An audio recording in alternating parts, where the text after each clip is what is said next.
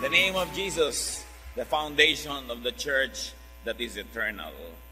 Kaya napakahalaga because there is no other name. It is important to clarify the meaning of the name of Jesus and the foundation of the church which he heads. What was the role of Peter, the apostle, in founding the church? What was the role of Jesus? And who is the foundation of the church? Yan po ang ating pag-aaralan sa tulong ng Banal na Espiritu, ang pamagat, a small rock and the big rock. Salamat o Diyos dahil kayo ang aming pundasyon. Turuan niyo po kami, linisin, bigyan niyo kami ng karunungan para makapamuhay kami ayon sa katotohanan. So be our speaker, Father. Speak powerfully from your throne of power and glory. Lift up your name, liberate your people, heal us, teach us. In the name of Jesus, your Son, we pray with thanksgiving. Amen. We will be reading as main verses, Matthew 16, 13 to 20, all from the Contemporary English Version. Let's begin with verse 13, a very important event. When Jesus and his disciples were near the town of Caesarea Philippi, he asked them, "What do people say about the Son of Man?" Galing sa pagmimisyon ng mga disipulo, at sa panahon na yun ay hindi pa ibinubunyag ng Panginoong Hesus kung sino talaga siya. Nanguhula, nangangapa, nakikiramdam ang mga disipulo kung bakit siya ay nakakapagpahupa ng ulan, ng bagyo, ng hangin, nakakapagpagaling ng mga may sakit, pero hindi pa niya sinasabi diretsahan kung sino siya. In other words, after a day's work, he asked them, "Who do people think or say I am?" Anong sinasabi ng mga tao tungkol sa akin? Sino daw ba ako? At wag po nating lilimutin sa buong usapan na ito ang topic ng buong Matthew 16, 13 to 20. Who Jesus was. The topic was Jesus and who he really was. At that point, the Lord has not yet revealed his true identity. Kaya nga sasabihin ng mga disciple, who is this man that even the waves and the wind and the storm obey him? Verse 14, the disciples answered, "Some people say you are John the Baptist, or maybe Elijah, or Jeremiah, or some other prophet." So kung ano-ano ang nadinig ng mga disipulo na sinasabi ng taong bayan tungkol kay Jesus at kung sino siya. Pero puro mali. People mistook Jesus for someone else. Now the topic is still who Jesus was and some people's mistakes about who he was. Verse 15. Then Jesus asked them, "But who do you say I am?" Anong sabi ninyo? Anong sinasabi niyo kung sino ako? Matthew 16:16, Simon Peter spoke up. "You are the Messiah, the Son of the living God." Only Peter spoke up and answered. Alam niyo po itong si Pedro, siya laging unang nagsasalita, siya itong tumatalon sa tubig, siya ang maglalakad sa tubig, siya ang iiyak, siya ang unang mangangako na hindi magtataksil. He was very human and I love his humanness. Impulsive pa nga. But this time, he is right. Sabi niya, kayo ang anak ng Diyos, kayo ang Mesiyas, kayo ang tagapagligtas. Ano pang sasabihin ko sa mga tao ko? Kundi yun. Tama ba siya o mali? Matthew 16:17 to 18, Jesus told him, "Simon, son of Jonah, you are blessed. You didn't discover this on your own. It was shown to you by my Father in heaven. So, I will call you Peter," which means a rock. Ang talagang pangalan nitong si Peter ay Simon. Simon na anak ni Jonah. Simon Bar Jonah. At sabi nitong si Peter, "Kayo ang Kristo, ang anak ng Diyos." Sabi naman ni Jesus, "At ikaw naman, tatawagin kitang Peter," which means a rock. So, tama ang sagot ni Peter. Diba? Si Jesus talaga ang Messiah, siya ang Son of God. Hindi siya si John the Baptist na nabuhay muli, hindi siya si Elijah bumalik, hindi siya kung sino. Siya ang anak ng Diyos. Simon Peter was right. That Peter was added later after this incident. His knowledge about Jesus' true identity was a direct revelation from God. Sabi ni Jesus, alam mo, kahit kailan di ko sinabi sa iyo yan, wala pa akong sinasabihan yan. tanging ang Ama lang ang pwedeng magturo sa iyo niyan. Pinagkalooban ka ng karunungang galing diretso sa Ama sa langit. You know, knowledge could be known through normal quest. Tayo mga ordinaryong mga tao nag-aaral para matuto, through inquiry, through research. But knowledge could be very specially received by divine revelation. Ipinagkakaloob sa nagkakaroon ng kaliwanagan. Kaya ang Diyos ay liwanag, at ang tapunan niya ng liwanag na ito ay nagkakaroon ng kaliwanagan or enlightenment. So do not shy away or do not deny what is new. It was very new to call Jesus the Son of God, but it was the truth. It was divinely revealed. At dahil sa binigay ng Ama sa Diyos na karangalan kay Pedro na siya ang unang pinagkatiwalaan ng katotohanan na si Jesus ay hindi lang basta tao, kundi anak ng Diyos, dahil pinarangalan siya ng Ama, pinarangalan din siya ni Jesus. Jesus honors Simon with a second name, isang bansag, isang palayaw, Petros, which is a small rock. We are reading the New Testament, and the New Testament was written in Greek, and Petros was what he was called, small rock. It was already a translation of the original Hebrew or Aramaic, but we read Petros in the New Testament. Therefore, Simon Peter means Simon the small rock. Parang tayo mga Pilipino mahilig magbansag, si Petrang Kabayo, si Mariang Makiling, di ba? So ito, Simon the small rock, si Pedrong Munti. After honoring Simon, Jesus returns to the original topic. And the topic was, sino ba talaga siya?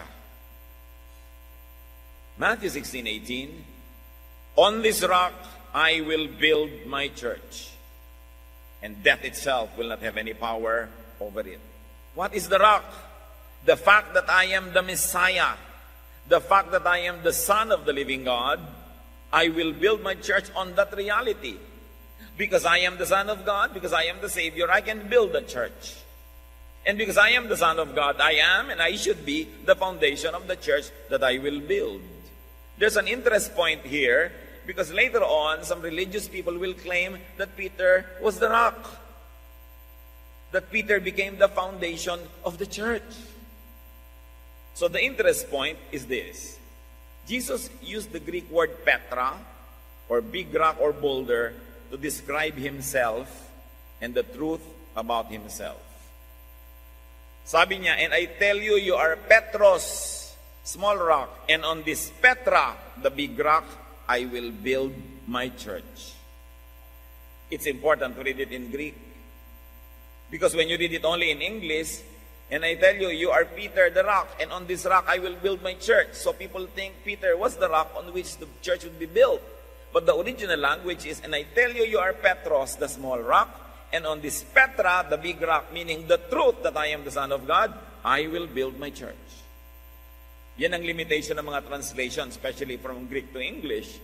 Halimbawa yung words na agape, which means godly love, phileo, which means family love, and eros, which means romantic love. In English, they all translate as love. Ganon din yung Petros at Petra, pareho lang na rock. Kaya, pwedeng makalito. Because we have the same translation handicap with rock. The English translations of Petra and Petros are the same rock. There is no distinction. You go back to Greek and it becomes very clear. Pwede itong makalito sa gustong malito o sa gustong manglito. Kung sino talaga ang foundation ng church. Sariwain natin ang mga bato-bato sa Greek language. What are the sizes of rocks in Greek? Yung lithos in Greek means a very small stone or pebble. Yung pwedeng pangsungka. Maliliit. Petros means rock, bigger than lithos, but these are the rolling, unstable stones. Pwede matapakan mo, madulas ka kasi hindi siya nakakapit at maliit naman siya. But Petra, the one used by the Lord Jesus to describe the foundation of the church, is rock, immovable boulder. Magkakaiba yan.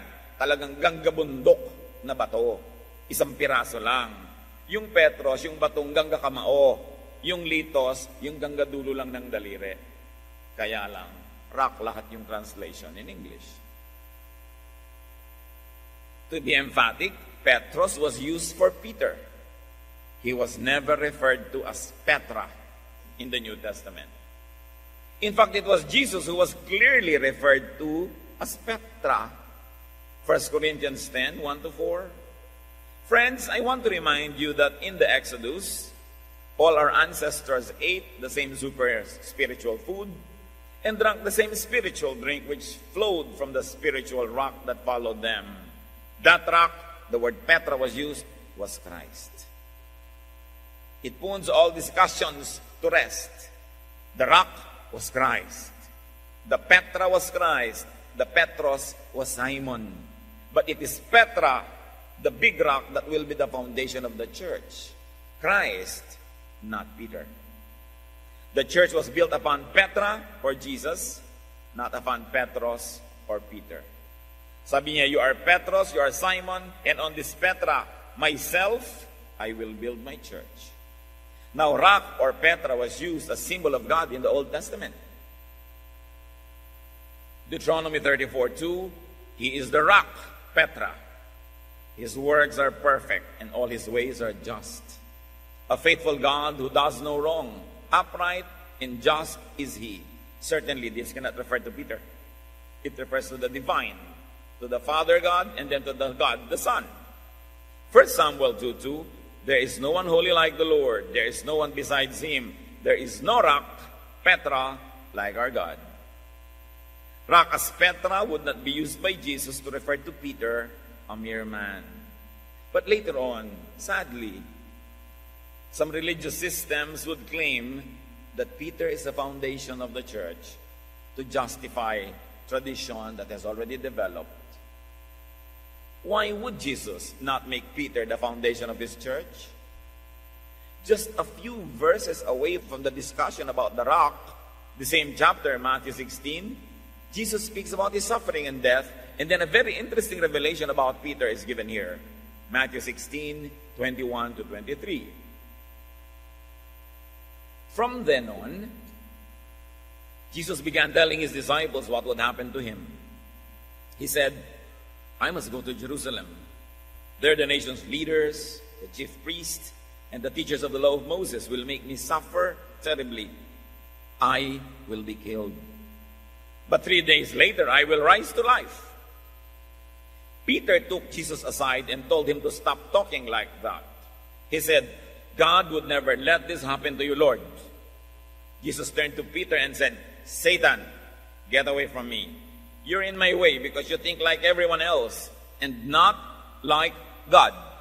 A few sentences after the rock teaching, sinabi ng Panginoon, pupunta ako sa Jerusalem, mamamatay ako at mabubuhay na muli. Sabi ni Pedro, hindi po mangyayari yan. Huwag kayo magsalita ng ganyan. Hindi papayagan ng Diyos na mamatay kayo ng ganyan. At sabi ni Lord, akala mo naman, concern na concern ka kung magsalita ka. Pinipigil mo ang crucifixion at death ko. E di mawawala ng salvation para sa mga tao. You are not thinking like God. You are not speaking like God. Sabi niya, Satan, umalis ka sa harap ko. Paano gagawing foundation ni Lord Peter kung tatawagin niyang Satan a few sentences later? Jesus calls Peter Satan. Not because he was Satan himself, but at that moment, he was saying satanic verses. He was saying ideas that were from hell and not from heaven because of his human nature. He wasn't a bad person, but being an imperfect person, he could be the spokesman of the devil even for just a few minutes. He was sincere, but he was sincerely wrong. Then, in just another instance, Jesus would prophesy Peter's betrayal. Sabi ni Peter, hindi po ako magtataksa sa inyo. Oh, sabi niya gano'n, bago tumilaw kang manok, nakatatlong beses ka na mag-deny sa akin. Bakit gagawin ni Lord na foundation ng church na yung alam na alam niyang gano'ng kahina? How and why would Jesus make such a man the foundation of the church? How could religious leaders who claim to succeed Peter be infallible or cannot be mistaken when Peter himself, that they claim to succeed, committed grave errors? Some religious leaders will claim that when they speak ex cathedra in behalf of the church, they cannot be wrong. And they say they descend from Peter, which is very questionable because there is no such transfer of power or office or authority in the Bible. But they claim that they come from Peter and Peter's office, and yet they become infallible while Peter was fallible. How can people who succeed an office be inerrant or incapable of mistake when the very person that they claim to have founded that office committed grave errors, recorded very clearly in the Bible itself? 1 Corinthians 3:10-11, God was kind and let me become an expert builder. When Paul was putting up churches everywhere, he said this, God was kind and let me be an expert builder. I laid a foundation on which others have built. May nauna na, sabi niya. But we must each be careful how we build because Christ is the only foundation. Sabi niya, huwag niyo ko masyadong purihin. Nagpatong lang naman ako ng additional bricks and hollow blocks doon sa foundation na nandun na. So lahat tayo dapat maingat sa pagpapatong. Kasi si Jesus ang pinapatungan, siya ang kaisa-isa at tanging pundasyon ng buong iglesia. So Jesus would build His church on this Petra, on the fact that He was the Messiah, on the fact that He was the Son of God. He had all the power and all the authority to start a church and to become the foundation of it. So is the rock the person of Peter? The verses say no. Will the church be founded on the apostles Peter? No. But claim in Matthew 16 that Jesus made Peter Pope has no biblical basis. It has to be corrected. And then they claim that there is apostolic succession. That Peter was made Pope, and then Peter appointed representatives of himself, and then from generation to generation, you have a long line of unbroken chains of popes that cannot commit mistakes. Popes that made or unmade saints. Do you know how do you become a saint? When the Pope calls you saint, you become a saint. But do you know that you can also be unmade? That there were many saints that were decanonized. Saint Christopher, for once, was decanonized in 1969. Marami pong mga santo at santa na dinedeclare na santo at santa, tapos biglang hindi na pala santo at santa ngayon. And then they call it, wala na sila sa calendar of feasts. Why? Because in modern times, when there is so much discovery and so much research and so much historical records coming out, this kind of stories can no longer be supported. That's why they have to be retracted. But yes, there is canonization and there is decanonization, sweetly called being stricken off the calendar of feasts. Di naman kasi tinatawag directly na decanonization. So will the church be founded on the truth about Jesus? Yes. Sabi ni Peter, you are the Messiah, the Son of the living God. Because of that, you are the foundation of the church. Will the church be founded on the person of Jesus? Yes. Because this is what the Bible says. Magtataka po tayo, paano na-invento yung divine succession? Paano ginamit yung Matthew 16 na pang-justify sa isang absolute office of religious and spiritual power? Hindi po nauna itong verses na ito to give birth to that office. Nagkaroon na ng office, historically, na-develop, and it was already very powerful. It could no longer explain why it was so powerful. It could no longer give an excuse why it was exercising absolute power over all the believers. And so these verses were conveniently used to support that. But you know that all you have to do is read the Greek original and you will know that Peter was not the rock. Ganun lang kasimple. But who reads the Greek original or who reads even the English or the Latin versions of the Bible? That's why truth sets free. Kailangan ng tao mag-aral para maliwanagan ang isip. Ang mga mito po, iniimbento para i-explain ng isang nag-e-exist na phenomenon. Ganon din ang legend. Halimbawa, nung hindi na maipaliwanag ng mga Japanese emperors why they had absolute power, they had to invent a myth that their kalololohan was anak of the sun goddess. Kasi wala, kaya kami may power over you, anak kami ng Diyos. Ganon din ang mga Roman emperors. When they could not explain why they had become so powerful, they invented a myth that they descended from the gods. Ganon din ang mga pharaoh sa Egypt. They had to invent a myth that their kalolalahan descended from the gods. Because how would you justify power when it was all absolute? And so the power of these religious leaders, when they became so absolute and people began questioning them, they had to go back to the verses and make a legend out of it para maipaliwanag kung bakit ganun sila kapangyarihan. Halimbawa, yung nakakatawang alamat ng Kalamba. Bakit daw naging Kalamba ang bayan ng Kalamba? Dahil daw merong isang Kastilang naligaw, naghahanap ng daan, may nakitang babaeng may dala na banga na ipinapatong sa kalan, kaya kalan banga. Okay? At sinabing, ano ang pangalan ng bayan na ito? Ito namang babaeng ito, napaka-stupid ha. Akala niya, itinatanong ang pangalan ng daladala niyang palayok. Sabi niya, Kalanba. Kalanba nga. Sabi naman ng kasila, entonces, Kalamba, ang pangalan ng bayan na ito. Do you buy that stupid legend? Ganon din ang pangalan ng Bacood. Bacoor na galing sa Bacod, etc., etc. Laging there's a Spaniard who is lost and there is a clueless Filipina na hindi na intindihan ang tanong, nagbigay ng pangalan, therefore the name of the town was born. But, you know that Kalamba's name had been there forever until the people began to say, bakit nga ba Kalamba? And then they invented the legend to satisfy themselves and say, kaya naging Kalamba. Ganon din ang legend ng infallible offices of religious leaders. Nung hindi na nila maipaliwanag kung bakit, they had to invent a myth from somewhere to satisfy themselves and everybody who asks. But now is the age of knowledge. It is the age of enlightenment because information is available. Knowledge is available to all. Hindi na yan sinosolo lang ng mga religious leaders. Kaya ang dapat ang mga tao makawala mula sa mga kagilagilalas na kasinungalingan na ipinromote ng libong taon. Jesus is the foundation of the church. Jesus is the rock. With all due respect to Peter, he really was given a very special office, and we all respect Peter for that, but it's too much to give him the honor to be the foundation of the church. Because he is a mere man like you and me. Ilagay siya sa tama, karangal-rangal, dapat igalang, dapat mahalin, pero ang dapat sambahin isa lang, si Jesus, siya ang dakilang bato, kung saan nakatungtong ang iglesia na nasa kanyang pangalan. Now back to Peter, Matthew 16:19. Sabi ni Jesus sa kanya, dahil ipinagkatiwala sa iyo ng Ama ang katotohanan na ako ang kanyang anak, may ipagkakatiwala naman ako sa iyo. Because God the Father honored you, I will also honor you. I will give you the keys to the kingdom of heaven. And God in heaven will allow whatever you allow on earth. But He will not allow anything that you don't allow.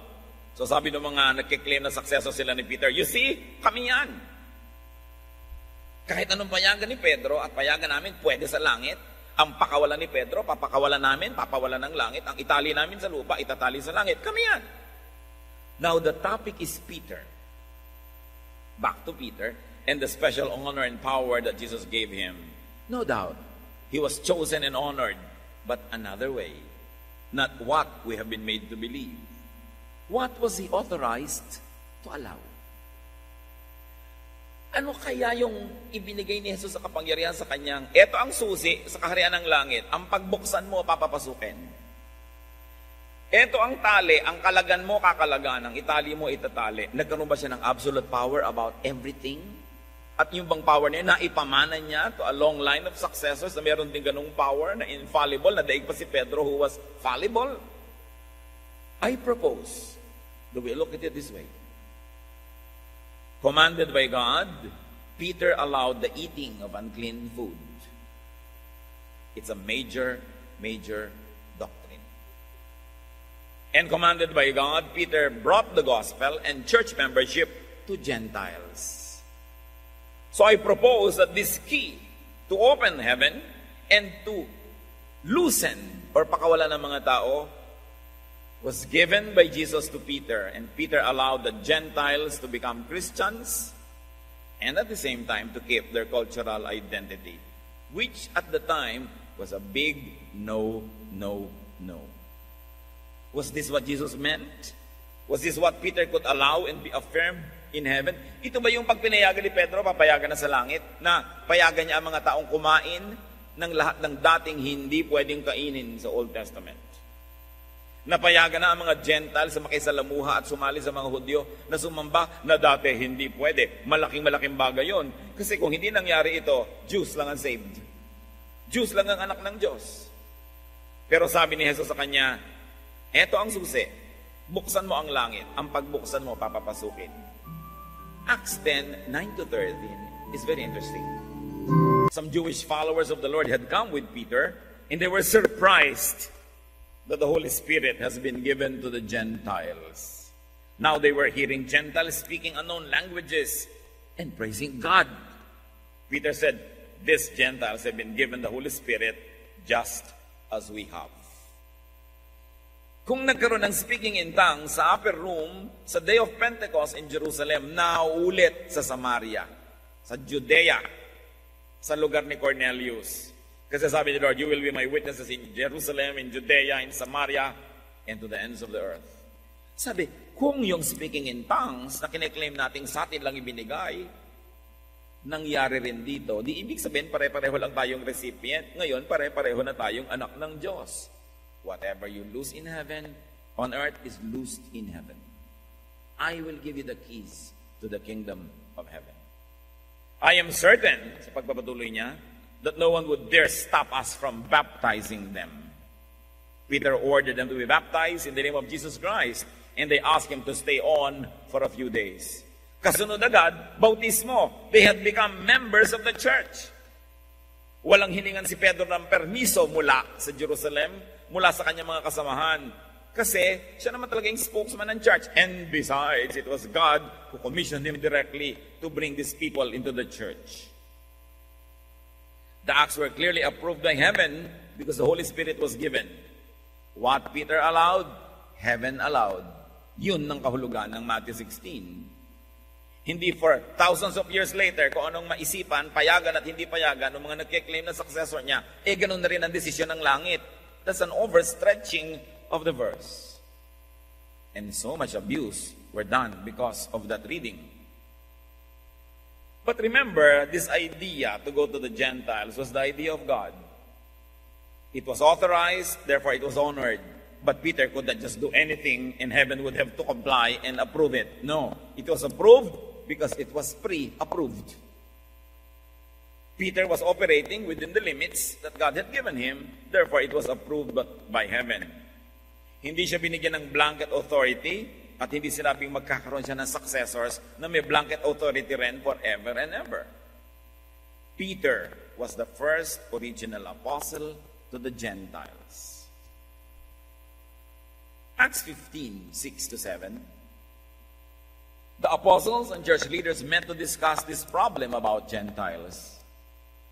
They had talked it over for a long time when Peter got up and said, my friends, you know that God decided long ago to let me be the one from your group to preach the good news to the Gentiles. So, sino ang apostle to the Gentiles? Si Peter. Clear sa scripture. Minsan lang ginamit ang susi. Binuksan ang pinto para sa lahat. Hindi ito close open. No human being was given the power to choose or to decide who would go to heaven and who would not. That decision is given to the individual as the Holy Spirit enlightens the individual. No religious office on earth has the authority to decide who goes to hell and who goes to heaven. That is an overstretching and a misreading of Scripture. Yes, Peter was given the first exercise of power to bind or to loose on the issues of the Gentiles, becoming Christians and members of the church, and at the same time keeping their cultural identity. But the church was not founded on Peter. Yes, the opening of the church to the Gentiles was given to Peter as a privilege because he was given by the Father the privilege to know who Jesus was. But it was limited to that. Peter was given the authority to bind or loose on issues of Gentile diet and cultural identity. No more, no less. Hanggang doon lang yung key na yon, hanggang doon lang yung authority na yon. It was a great power and authority, but it was only mission specific. Para lang doon. Parang special power of attorney, may limit. Hindi forever and hindi for everything. It was only for that specific mission. It was not a blanket authority on every issue under heaven. It was not to make or unmake doctrine. And definitely it is not to make saints or unmake them. It is God who decides who his saints are. Peter was not made pope. That's what the verses tell us. Peter was not the foundation of the papacy. Peter never had that authority, and his successors could not have it when he himself did not have it. No one who claims succeeding an office that did not exist could have such an authority. Why? Because the great big rock was and is Christ. And Christ is more than enough to be the foundation of his church. The church of the Lord Jesus, the Son of God, the Savior, who died, lived again, and rose and went back to heaven, cannot be given to a mere mortal. To give it to Peter is to take it from Jesus. It is an honor that you never give to Peter because it means it's an honor that you will have to rob from Jesus. You cannot give to Peter what rightfully belongs to Christ, who is our Savior. But we should respect Peter for the great revelation given to him by the Father and the great ministry given to him by Jesus. But we should not make him the rock because he was a small stone. The church, the teachings of the church, salvation, Christian morals and ethics will be and must be founded on Jesus alone because he is the rock, not on anyone else. Not even on some prophet before him, or a disciple or apostle or religious leader or teacher after him. Not on teachings that are not directly, essentially, and contextually founded on the teachings of Jesus. Mga kapatid, huwag tayong malito. Si Jesus ang anak ng Diyos. Siya ang namatay para sa atin. Siya ang nabuhay na muli. Siya ang umakyat sa langit. Siya ang ating tagapagligtas. Siya ang dapat nating pakinggan at sundin. Ano man ang turo ng mga propetang nauna sa Kanya, ng mga disipulong sumunod sa Kanya, at mga religious leaders na naging mga leaders matagal na bago si Jesus ay nawala sa mundo at bumalik sa langit. Lahat ng yan dapat salain sa turo ni Jesus. Sukatin sa panukat ni Jesus. Dahil si Jesus ang standard, siya ang tanging patakaran. So pag may sinabi isang propeta, tapos sabi ni Jesus, hindi ganyan, hindi. Pag may sinabi si Jesus na A, kahit sinong disciple niya ang magsabing B, katulad ni Peter, sabi niya, hindi kayo mamamatay. Satan, umalis ka sa harap ko. Hindi dapat pakinggan kahit disciple.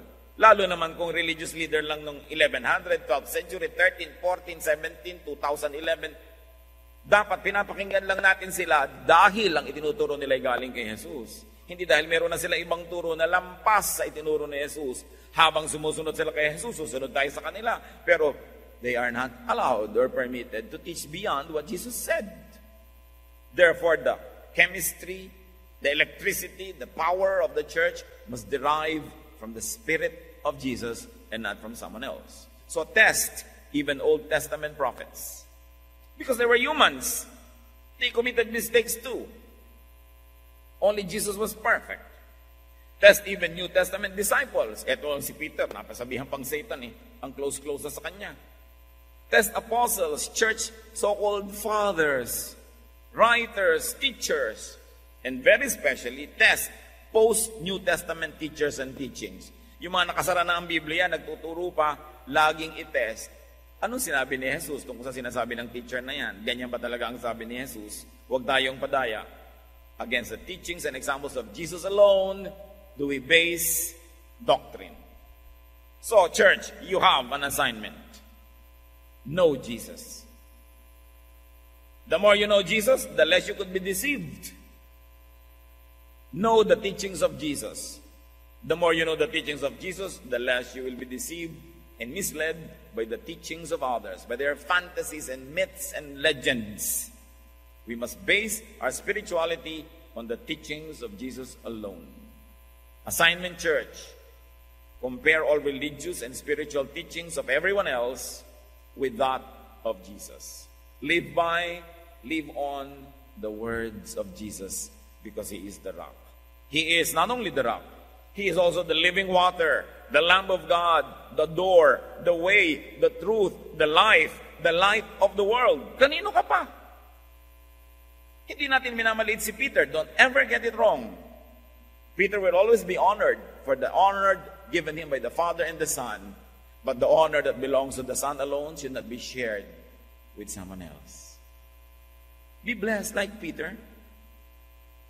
Be blessed by the ministry of Peter to the Gentiles, by which we have been blessed.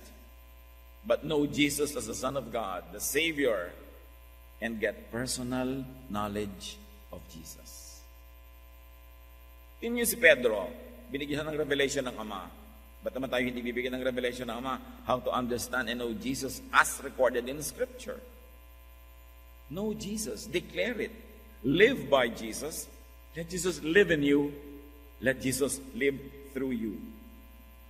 Sabi ni Lord, give to Caesar what is Caesar's, and to God what is God's. We say, give to Jesus what is Jesus, the foundation of the church, and to Peter what is Peter's, the honor of opening heaven to Gentiles like us, and setting free the peoples not only of the Gentile world, but also of the Jewish world from the dietary laws of the Old Testament.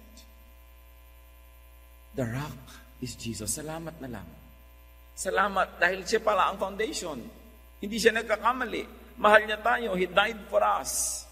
Let's honor Him. Let's also honor Peter. Let's honor all Christ-like Christian leaders of any religion or denomination, as long as what they teach is within the teachings of Jesus, as long as what they teach do not contradict the teachings of Jesus. Let's honor all religious leaders. Let's be ethical. Let's be respectful. But worship belongs only to God, and authority belongs only to Jesus, not to any human person. Authority can only be transferred to human persons when they are in the shadow of Jesus and when they teach what Jesus teach. Ama namin sa langit, salamat. Hindi nyo ipinagkaitan yung kaisa-isang anak na si Jesus para maging rock, para maging matibay na bato na sandigan ng aming pananalig. Patawarin mo kami kung kami man ay nagkaroon ng mga pagkakamali ng mga perceptions. Ituro mo sa amin, Panginoon, kung paano palalawakin ang kaalaman that Jesus is the rock. He is the foundation of the church. And that we should not rob Him of His glory by giving it to anyone. Father, teach us, correct us.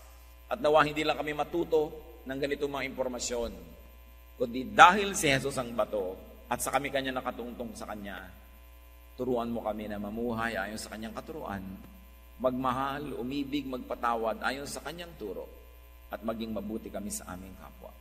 Pagbulay-bulayan natin mga kapatid at ipagpasalamat that Jesus is the rock, our Savior, our salvation, the way, the truth, the life, the living water, the light of the world. Worship the Lord in silent prayer.